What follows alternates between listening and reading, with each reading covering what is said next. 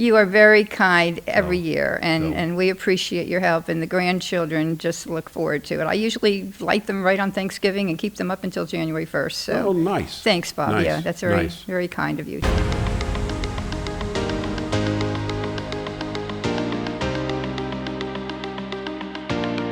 Bob Carr with the Bob Carr Show. In the studio today, I got a good friend, good personal friend, professional friend, Miss Judy Wilson. Welcome, Judy. Thanks, BC. How are you? I'm doing fantastic. How are you doing today? If you're fantastic, I'm fantastic. There you go. Yep. There you go. Yep, there yep. you go. So here's the $1 million question.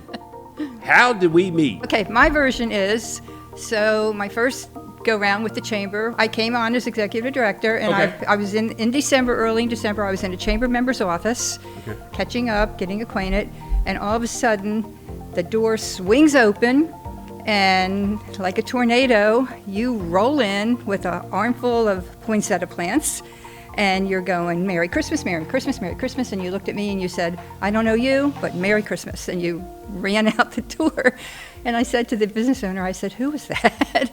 And she said, oh, that's Bob Carr. I don't remember that. What I remember the first time I met you, I thought, was at a Kiwanis meeting 2003 with Dave Espy. Okay. But maybe it was something Dave was doing, because Dave was into a lot of things. Yep. You know, way back before Crofton High School ever came around, Dave was always, drumming up support. And he would come in here at the office at TLC. And one time he came in and he said, Bob, you ever heard of the Crofton Kiwanis? And I said, no, Dave, I don't know much about. He invited me to a meeting to be a guest. And I went that night. And that's the first time I remember 2002, 2003. So we're not far off from the year. But I thought that's where I met you. Well, I mean, maybe had a first conversation. Maybe that was the official. But then, over the years, you were a chamber member, and you quickly, I had no choice but to get to know you better because you were becoming more involved with the chamber. And all of us met a lot of people through the chamber. Oh, no doubt. The chamber, a lot of good people. Continues to be a great a lot of people retired from this area, moved away, but we still see them all on social media sites. Yeah. People moved all over the country and the world, but chambers put a lot of people together. And still do. I mean, we're still, and the connections, even after people leave the chamber, there's still relationships that are out there that continue to grow. Oh, yeah. No doubt about it. No doubt.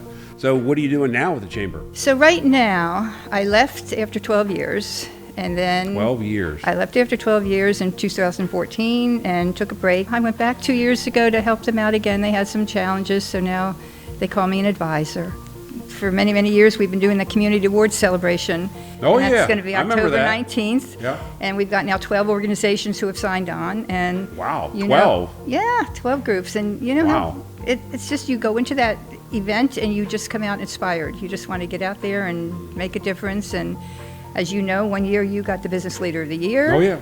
Another year you got Lifetime Achievement. Yeah. So, it's a fun. It's nice to get those awards. Yeah, it's going to be Blue Dolphin, and he always rolls out Brian the red carpet for us. does an excellent job of that, doesn't he? Mm-hmm. And he makes that look so simple when it's not simple. No. He makes everybody happy, takes care of any kind of problems that arise, if anything does arise. Yeah, he makes you feel welcome. Yep.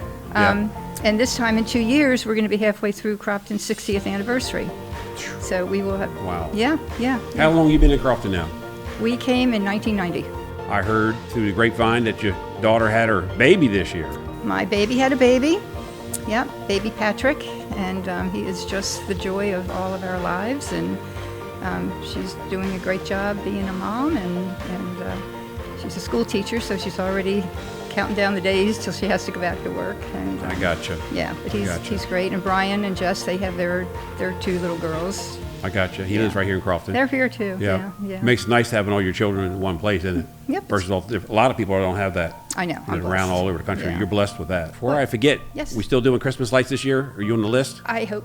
Come on. We got to get those Christmas lights I'm not on the naughty list, so I better be on the Christmas card list. Absolutely. Yes. We'll try to help you every year because you don't want to be up on that roof.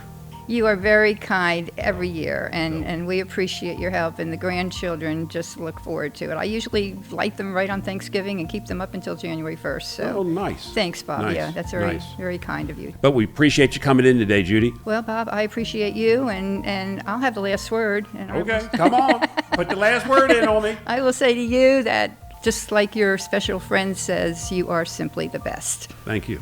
This wraps up another episode of the Bob Carr Show. Hit the like, subscribe button, hit something, and we'll talk to you next week.